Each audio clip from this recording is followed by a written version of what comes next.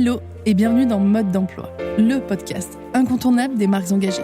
Je suis Audrey, styliste, consultante et hackeuse au service des entrepreneurs mode et lifestyle. Depuis 2018, j'accompagne les créateurs et créatrices pour donner vie à leurs projets en partageant les conseils et les secrets bien gardés des grandes marques pour réussir.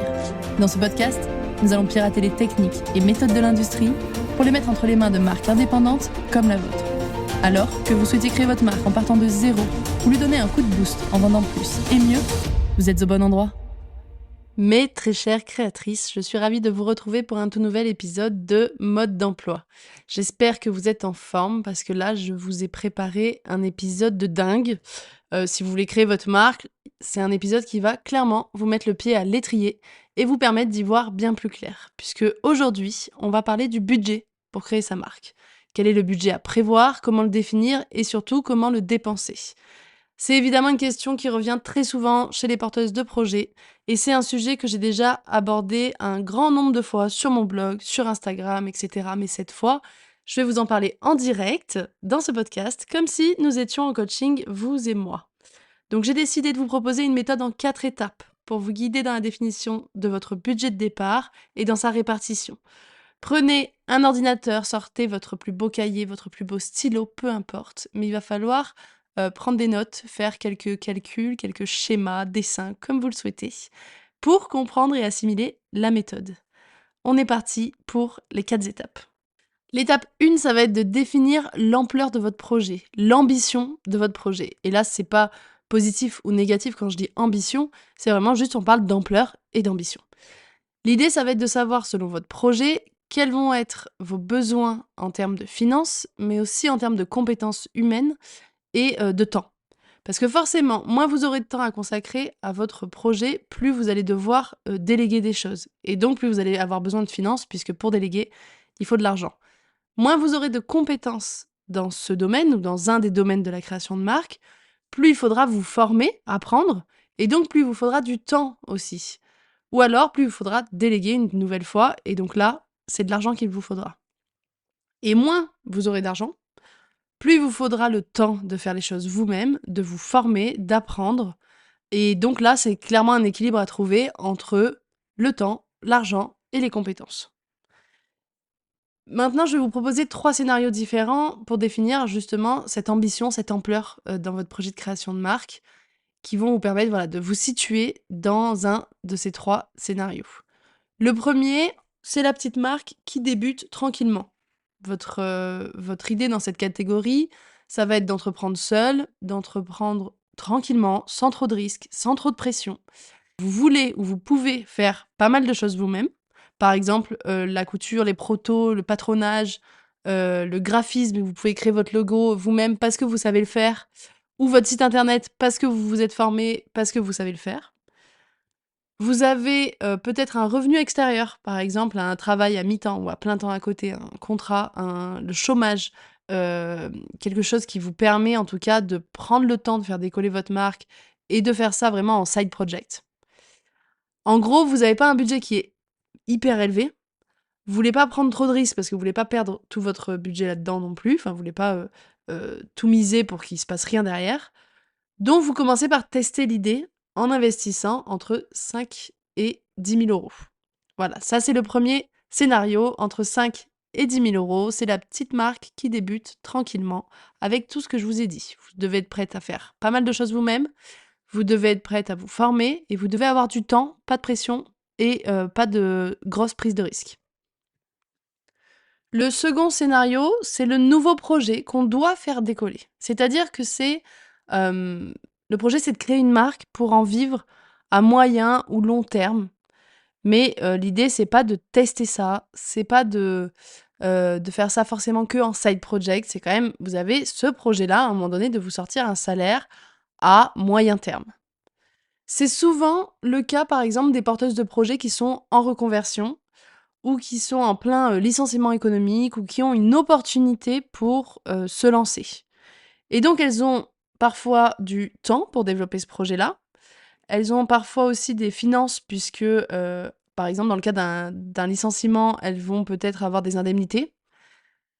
Vous envisagez, si vous êtes dans cette catégorie-là, vous envisagez peut-être de faire un prêt, du coup. Vous avez prévu de solliciter des prestataires extérieurs, par exemple des stylistes, des modélistes, des graphistes pour votre logo, et cetera. Enfin, vous avez pas prévu de faire tout vous-même. Vous avez prévu de travailler avec des freelances. Vous voulez rapidement, en gros, avoir une image de marque qui est professionnelle, faire les choses plutôt bien dès le début, parce que votre objectif, c'est de vivre de ce projet au plus vite. Donc pour un projet de cette ampleur, moi, je considère une enveloppe de 10 à 25 000 € environ.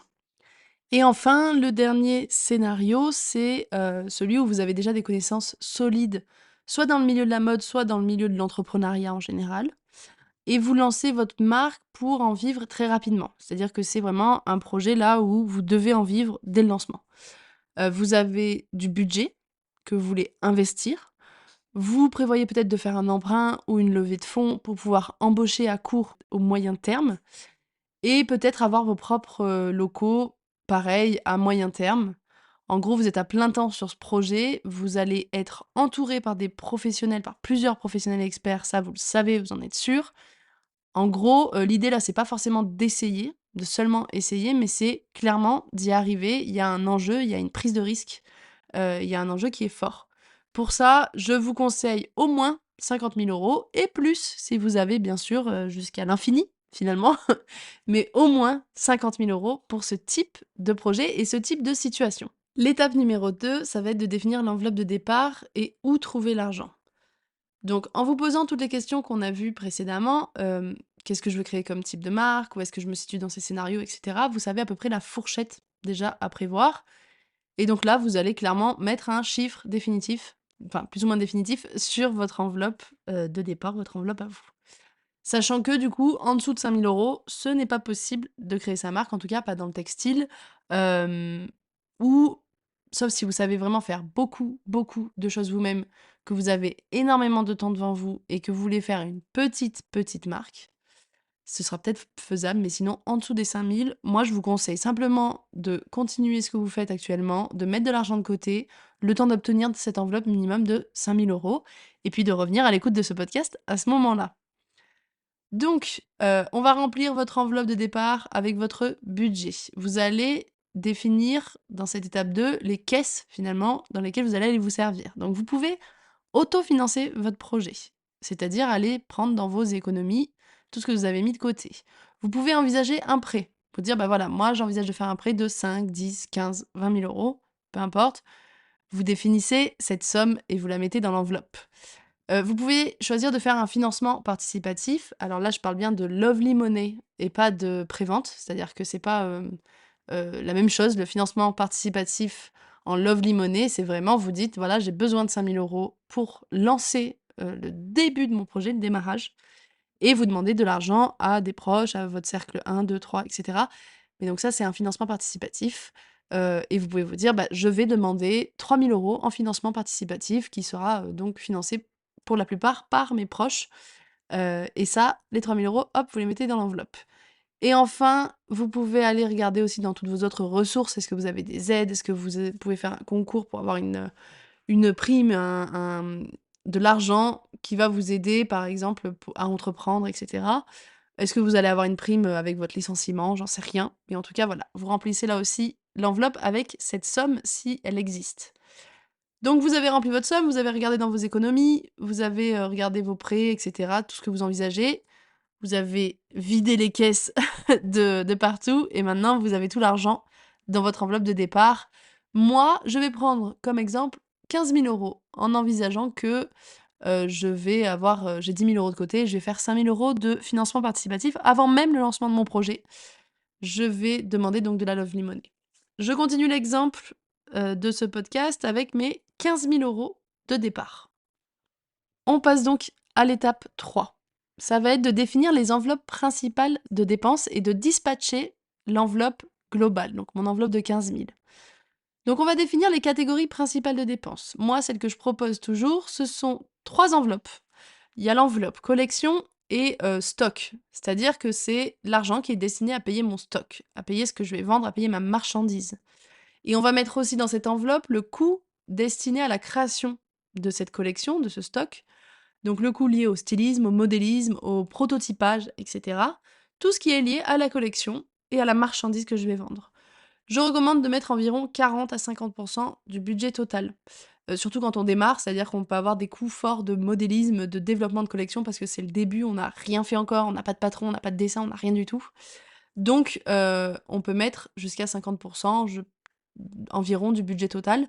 Donc dans mon exemple, je mets 50, ce qui revient à 7 500 € dans cette enveloppe, de collection et de stock. La deuxième enveloppe, c'est l'enveloppe communication et marketing. C'est-à-dire que c'est tous les coûts qui sont liés à la collection que je vais vendre. La pub Facebook, les cadeaux aux influenceuses, le shooting photo, je vais payer peut-être une photographe, un mannequin, une make-up, la publicité Google, voilà, tous ces coûts que je vais activer dans ma communication et dans mon marketing pour vendre mon stock que j'aurais, fait précédemment avec mon argent. Donc dans cette enveloppe, je recommande de mettre environ 20 à 30. Donc là, je vais prendre 20 parce que je vais essayer de diminuer mes coûts parce que c'est ma première collection et que, j'ai des gros frais de création de collection. Donc là, je vais mettre 20 dans l'enveloppe communication et marketing, ce qui correspond à 3 000 €. J'espère que vous suivez toujours. Je continue ma troisième enveloppe, c'est l'enveloppe administrative et investissement. C'est-à-dire, par exemple, quand je vais déposer mon nom de marque, ça, c'est payant, donc je vais mettre, de quoi payer ce dépôt de marque.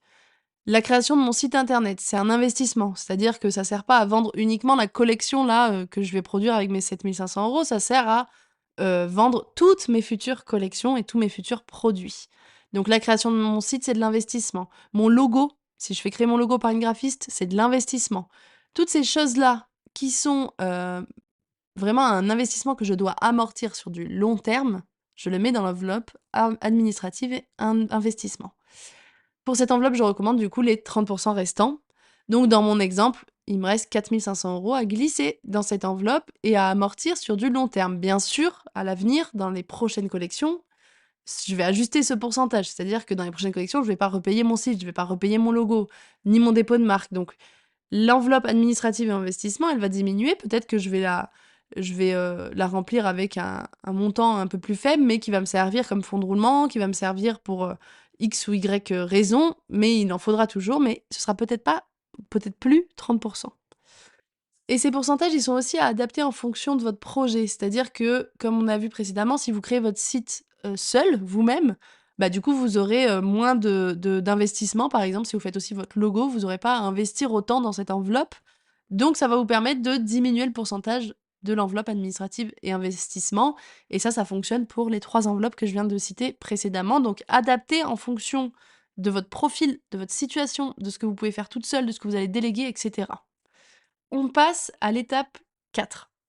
Maintenant que vous avez vos 3 enveloppes, vos 3 grandes catégories, on va faire des sous-catégories et on va, les remplir là aussi. C'est-à-dire que pour chaque catégorie maintenant, je vais, détailler et rentrer un peu plus dans le détail de la collection, par exemple. Donc pour la collection, j'ai 7 500 € et je vais créer des sous-catégories. Il y en aura une pour le stylisme, le modélisme, le prototypage, donc tout ce qui est lié au développement de ma collection. Et il y aura une enveloppe pour la production du stock de ma marchandise. Donc là, je décide par exemple de mettre 2 500 € de stylisme, de modélisme et de développement. Et dans l'enveloppe de production, je vais mettre 5 000 €. Je sais déjà qu'avec ces 5 000 €, je dois produire tout mon stock. Donc acheter mon tissu et payer la confection et la livraison jusqu'à chez moi depuis l'atelier. Je mets 5 000 € dans cette enveloppe.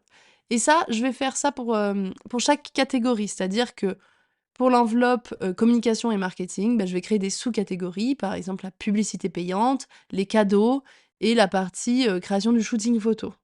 Pour l'enveloppe administrative et investissement, je vais là aussi créer des nouvelles, catégories avec tout ce qui est lié à la marque, au dépôt de marque, à la création du logo et cetera et tout ce qui est lié, par exemple, au site internet. Peu importe, mais en tout cas, vous créez des sous-catégories dans lesquelles vous allez venir répartir des enveloppes budgétaires et pour fixer un montant qui est juste dans ces enveloppes budgétaires, enfin qui est à peu près juste, hein, on n'est pas, sur quelque chose de gravé dans le marbre, vous allez, vous renseigner sur internet, combien coûte la création d'un site, si je le fais seul, si je le délègue, et cetera. Combien coûte la création d'un logo, si je le fais seul, si je le délègue, et cetera. Normalement, là déjà avec ces, presque 15 minutes de podcast, vous avez une vision qui est plus claire de votre budget et de la répartition de ce budget. Ça, finalement, c'est tout simplement ce qu'on appelle le budget prévisionnel. Après cette étape, vous allez pouvoir passer à la définition de vos marges, à la définition de votre collection de manière plus précise et créer du coup une collection rentable. Mais bon, là, c'est pas le sujet, la définition des marges et de la collection. Là, on veut vraiment définir un budget qui est global. Et normalement, avec ce podcast-là, c'est ce que vous avez. Avec ce budget prévisionnel, vous allez pouvoir en fait driver votre projet. Ok, c'est pas gravé dans le marbre. Les budgets, ils vont changer au fil du projet, ils vont évoluer. Il y en a qui vont être explosés, il y en a qui vont vous être inutiles. Vous allez devoir faire des ajustements, bien sûr. Mais au moins là, vous avez déjà une vision chiffrée de votre projet. Et c'est ça qui est important à ce stade. Pour l'instant, c'est ce que, quand vous êtes au début de votre création de marque, c'est ce qui est important. C'est la première étape. La suite, les marges, la collection, trouver les fournisseurs, calculer son coût de revient pour chaque vêtement, ça, c'est plus tard et ça, c'est quand on va entrer dans le détail. Et ça, typiquement, c'est tout ce que j'aborde avec vous dans le programme Créer sa marque. On entre dans le détail de chacune de ces sous-catégories qu'on a créées dans le budget. Donc voilà, c'est déjà la fin de cet épisode. En 15 minutes, normalement, vous avez une vision détaillée de votre budget pour créer votre marque de vêtements. J'espère que ces conseils vous auront été utiles. Si vous avez fait l'exercice là en direct avec moi, venez me le dire et en discuter avec moi sur Instagram. J'ai bien envie de savoir ce que vous en avez pensé, si ça vous a aidé à y voir plus clair. Si cet épisode vous a plu, laissez-moi 5 étoiles et un petit commentaire sur la plateforme de votre choix, sur Spotify, Apple, Deezer, etc. Ça me fait vraiment plaisir et puis ça aide le podcast à être diffusé, à se faire connaître et à remonter dans les classements. Mes très chères créatrices, merci d'avoir été à l'écoute. Continuez de transformer vos rêves en réalité. Prenez soin de vous et à bientôt pour un nouvel épisode.